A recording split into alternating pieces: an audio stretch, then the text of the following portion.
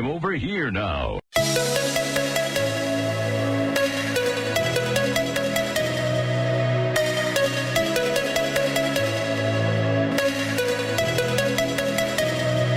It's 5 o'clock in the most powerful city in the world. It's time for the Guy Benson Show Happy Hour. Brought to you by the Finnish Long Drink. Finland's most popular alcoholic beverage has come to America. Visit thelongdrink.com. And now, here's your host, Guy Benson.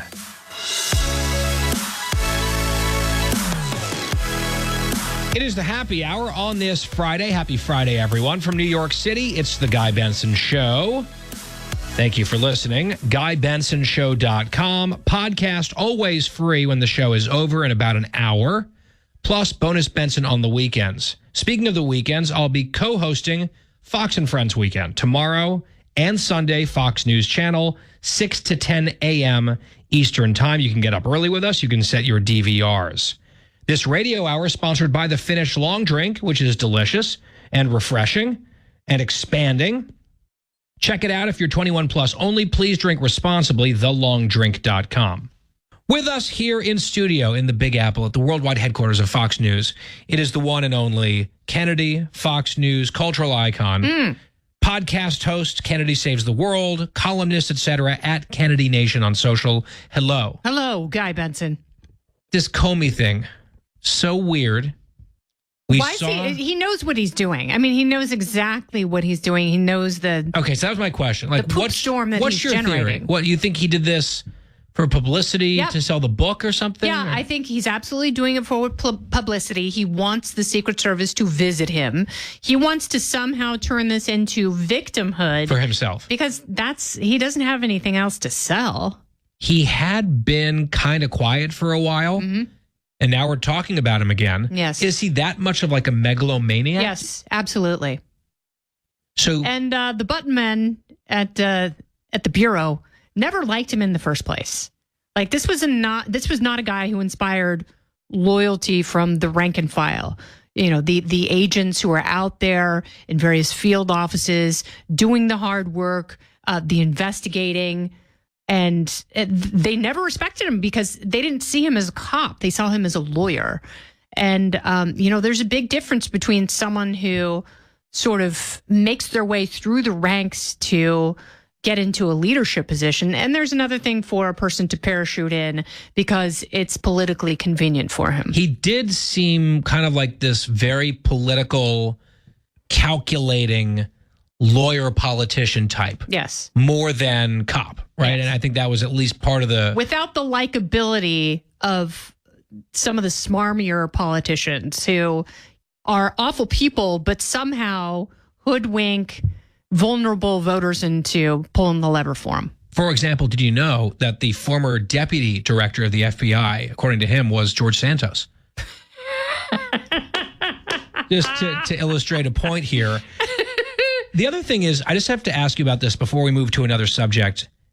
Do you think he created that little arrangement of shells to take the photo? I don't think he did. I don't give him that much credit. Because he also claims, I think last year, he had claimed to see another seashell that had a political message at the beach. He's running across a lot of political messages on the beach from other people, from friends, asking for a friend, Kennedy. Just asking for a friend. I think it's a little weird. I think he's... Do you think could they fingerprint? Could they dust for fingerprints on those shells? I think the FBI has that ability. They absolutely could. And I think there are probably a lot of people at the FBI who are not fans of his. But it's they're the Secret lining Service. up. Yeah, they're lining up with their dusting materials. They're like, no, I'll volunteer. Yeah. Okay. You and I are having a conversation right now that is, by all accounts, many people are saying sharp, wonderful, incisive, enthusiastic, but we are both slightly dead inside at the moment, not because of any sadness, but because of extreme exhaustion. I found out from producer Christine that you and I did the same thing, which is a crazy thing to do. Yes. We both flew to California yesterday and then came back today. Less than 24 hours. Night. So you got in the middle of the night. Yes. I got in. I was supposed to get in closer to not the middle of the night, but our pilot was 2 hours late And then they had control tower issues at Newark. But we both survived Newark Airport. We did. So I'm marking myself safe from Newark International Airport. Got in this morning at 6-something on the red eye. Yeah. I cannot recommend that quick turn. No, from the West Coast. I left Newark at 6 a.m. yesterday, and then was supposed to get on a 4:30 p.m. flight that got pushed closer to 7. And then we got in. So on the ground for so little time. Yes. Wow. And you had been also traveling. You were on the West Coast, and then For Mother's Day, we were in Portland, Oregon, took the red eye Sunday night, came back, worked Monday, Tuesday morning, flew to Tennessee for my best friend's daughter's wedding. Oh, how delightful. It was delightful. It was beautiful. Midweek? Midweek, yeah. That's an interesting choice. And they did it. They Yep. did it? Mm-hmm. A Tuesday wedding? Tuesday wedding. God bless Very him. romantic. God bless him. Mm-hmm. And then you were telling me, and this is where, of all the things that you've mentioned, this is what stresses me out. Mm-hmm. The clock is ticking. You are up against the clock. You are hosting the 5. Yes. Did you almost miss the 5? I was very close to the point where I actually got out of the Uber and ran to work 4 blocks. You because ran through traffic Manhattan. was so bad. So I had my wheelie bag, my backpack in the pouring rain, and I was like, I know when I get there, I'm going to be a sweaty mess, and it is going to complicate things in hair and makeup. I ran Those upstairs, heroes. threw my stuff in my office because I had to get a dress, and then changed quickly, ran downstairs. Like, listen, gang, it's like in the pit at a NASCAR race. Exactly. You pulled in, and they were like... But the incredible thing about live TV hair and makeup, they have seen it all. Mm-hmm. They have worked with compressed timelines. I had a half hour till the show, and they were able to make it work. And they never panic. They didn't panic like at all. doctors. Yeah. Like doctors. Yeah. Like ice water running through their veins. They were like, don't worry, we got you. Right. Don't speak. Yeah. Don't stop talking. And I was trying to slow down my breathing so I would stop sweating, because it's very hard to put makeup on you when your skin is glistening in a very unattractive way. Yes. Yeah. Not the dew of youth. It wasn't dewy. Yeah. No. So you got on the air, though. You made it. Yes. All right. Then, as you mentioned, you fly to California. The next morning at 6 a.m. And then come back basically same day, but it's spilled into today. I got here today. Your situation beats my situation. We have a lot of traveling that we're doing together next week, which we will talk about after the fact. Very excited. I've teased that with you. I've teased it with Molly Hemingway. It's going to be a whole thing. However, I want to focus on why you were in California. I was in Northern California for an event with Americans for Prosperity in good for you. Great Stockton. Group. They're fantastic. Great event, great turnout. Hello to everyone if you're listening. It was really fun. But quick turn. Your turn was quicker, and it was more personal on a subject you and I have talked about a number of times, trying to put the pieces back together of your life, your property after those wildfires. Tell us about what happened. So the insurance company is being incredibly difficult. And it's not just my insurance company, but they're looking to deny claims any way they can, which is so immoral and heartless considering what everyone has been through. So as I've talked about, half the houses in my little part of the Palisades burned, several of them within 3 houses of me. Like an entire street. I'm the 3rd house in, the entire street burned that we're attached to. And then houses the next block over and the block behind us. Like, so stuff burned, everything around us with the 100-mile-an-hour winds.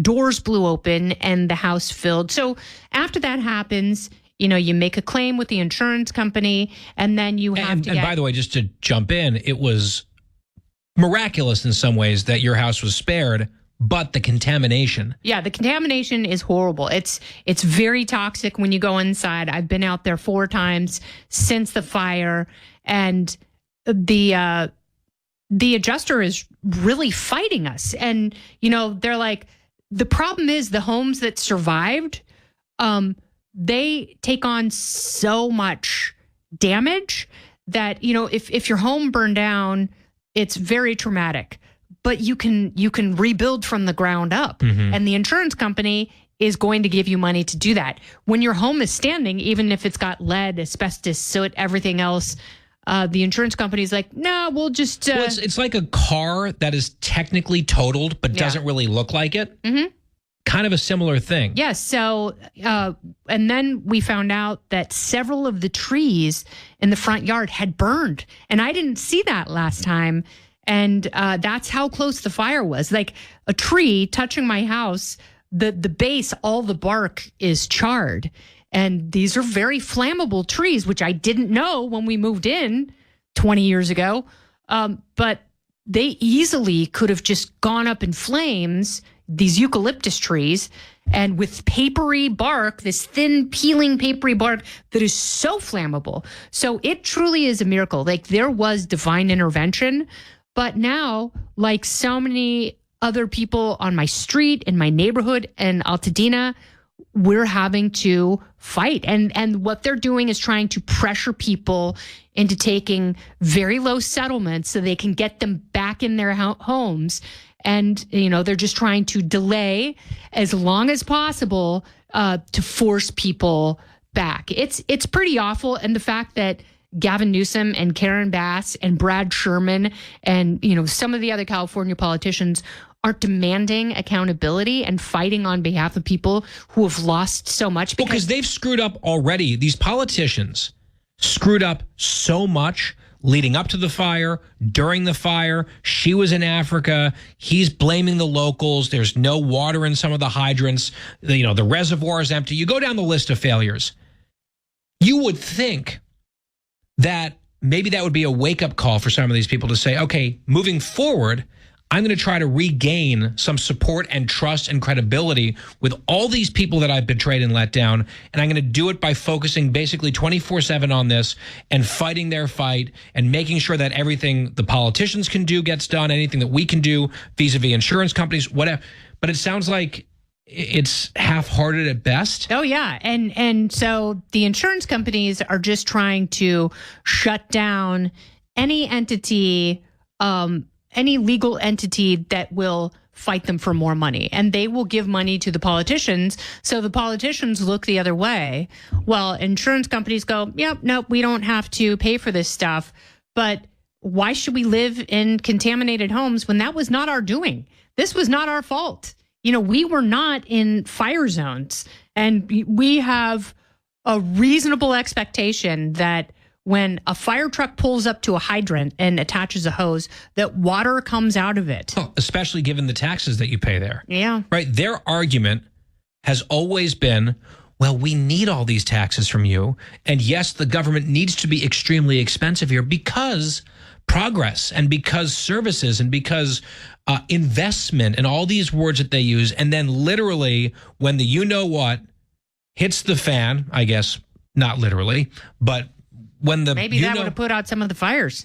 When the you-know-what hits the fan, this extremely expensive government fails virtually at every level and is still failing. Yes. Got the trickle of permits. That's one side of this. There's the insurance side of it.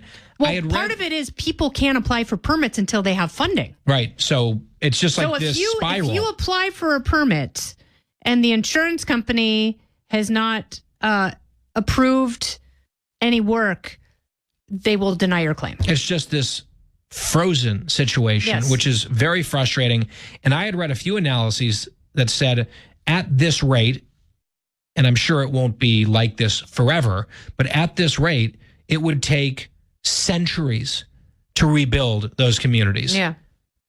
How is that acceptable? And I hope the corporations are able to come in and rebuild the banks and the grocery stores and the CVS and all the things that we lost. Like driving through there, it feels worse and worse every time because there's a part of your brain that when you go back to a place that you've been so long and you can picture every corner, every store, every house so well, and it is just gone. Part of your brain reconstructs it when you're away. And when you go back, there's still this irrational hope that everything will be normal again. Or at least starting to look significantly better. And you just come back and there's virtually no progress. No, it's twisted steel beams.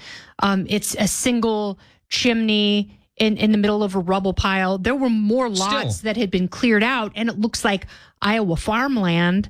But more desolate. And those people are on the hook for their mortgages. Insurance companies have stopped paying people, even though the policy says that you have to give us money to live in a house that was similar to ours for, however X amount of dollars or X amount of time. Insurance companies have just stopped paying that. And people have no recourse because the politicians aren't helping them, which, makes me think that the politicians are being bought and paid for by the insurance lobby. And the lobby, the big, deep-pocketed special interests seem to run the state of California. Absolutely. Yeah, and on that point, the question becomes, will voter behavior change in California? Because they've been doing a lot of the same for a lot of years. Let's explore that when we come back. Kennedy, our guest here in studio in New York City, fresh off the plane from California. It's the Guy Benson Show Happy Hour. We will be right back. Not the same talking points here. The Guy Benson Show.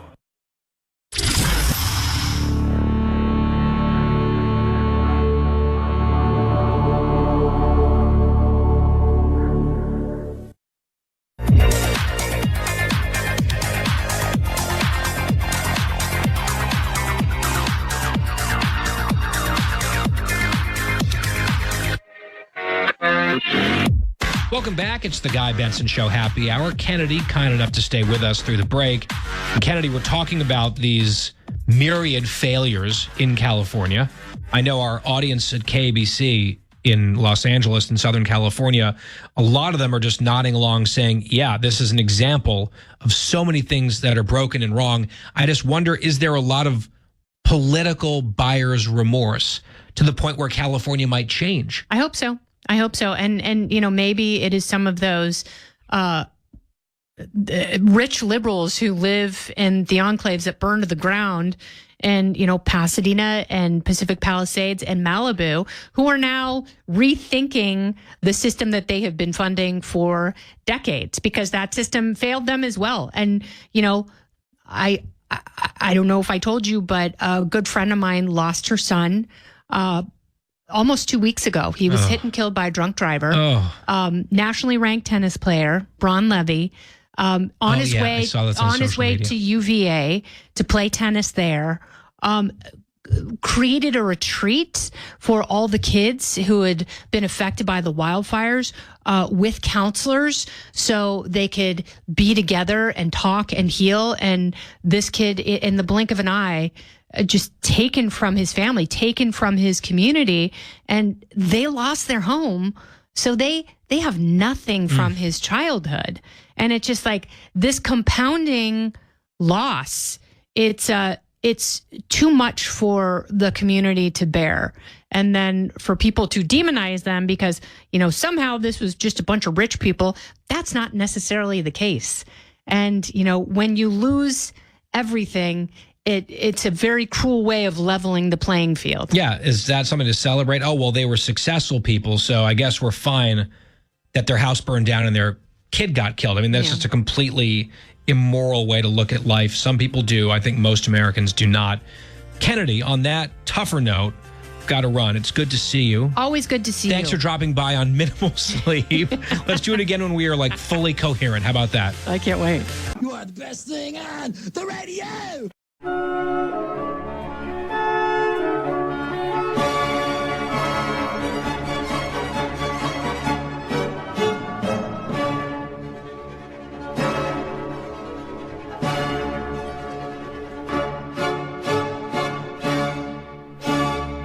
Yes, I love it.